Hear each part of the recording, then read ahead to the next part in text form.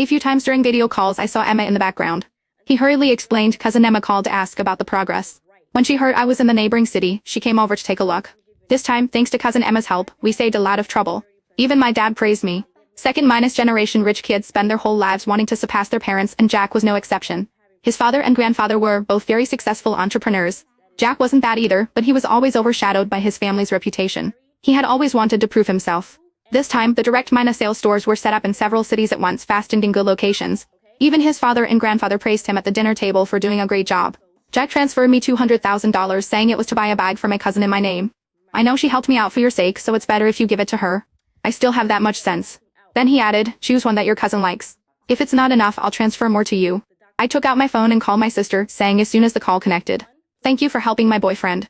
He says he wants to buy you a bag around $200,000 th. Do you have any preferences, or should I just transfer the money to you? There was a pause on the other end, then a slightly deep male voice came through. Lily, why is your boyfriend buying things for Emma?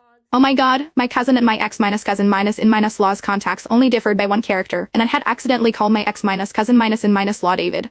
David, Emma, and I were all schoolmates. David was 1 year ahead of us and we would run into each other during club activities. I only praised David for being considerate once, and the next day, Emma started pursuing him openly. When a girl chases a boy, success comes easily. 2 weeks later, they got together. After breaking up and getting back together several times, they got married right after graduation. 3 years after marriage, they divorced.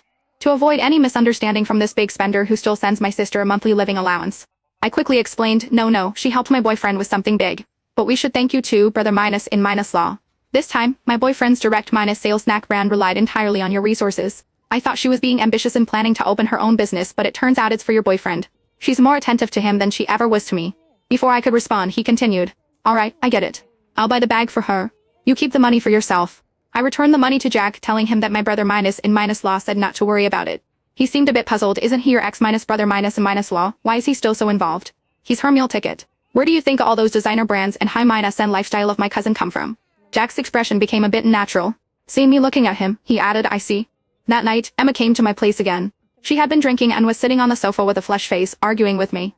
Clear minus headed, logical, and articulate, she criticized me inside and out, up and down. Finally, pointing at Jack, she said to me, You think you can land a rich guy? Let me tell you, don't dream about it, Lily. You'll never be able to live the life I have. You told David I'm stealing your boyfriend so he cut off my allowance. I bet I could find a new sugar daddy tomorrow if I wanted to. You believe that?